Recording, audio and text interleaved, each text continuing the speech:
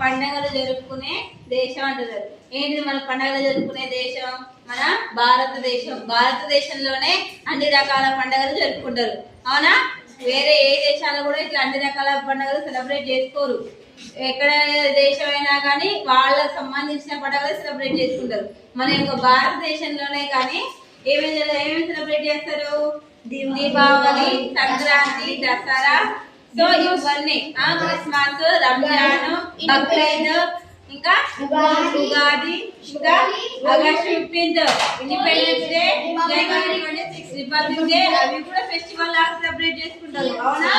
రాఖీ, హోలీ, ఇవన్నీ పండుగలు కూడా మన దేశంలో ఎంతో ఘనంగా సెలబ్రేట్ చేసుకుంటారు.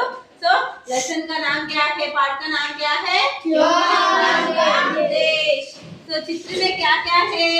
क्रिसमस, రంజాన్, సంక్రాంతి, అనేక రకాల పండుగల ఫోటోస్ పిక్చర్స్ అనేవి ఇచ్చిరు. అవునా?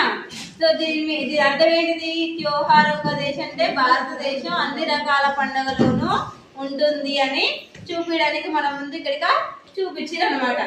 मन भावन सावन आते ही हरियाली छा जाती ही, राखी के दिन बहन खुशी से फूली नहीं समाती है. मन भावन सावन आते ही అంటే శ్రావణ మాసంలో చెట్లు అనేవి ఎలా ఉంటాయంట?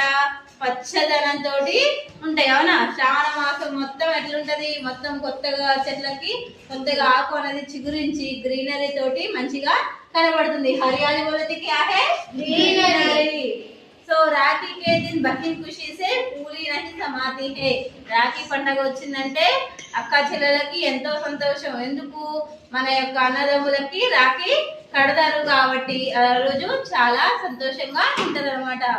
ఆజాదీ కే దివాస్ తిరంగ్ घर घर पर लहराती है. ఆజాదీ కే దివాస్ అంటే ఆగస్ట్ 15 రోజు కానీ రిపబ్లిక్ డే రోజు కానీ మన యొక్క యావత్ భారతదేశంలో ఏమి ఎగరేస్తారు? జెండా అనేది ఎగరేస్తారు. తీరంగా 3 రంగుల జెండా. ఏమేమి ఉంటాయి 3 రంగులు అంటే అందులో?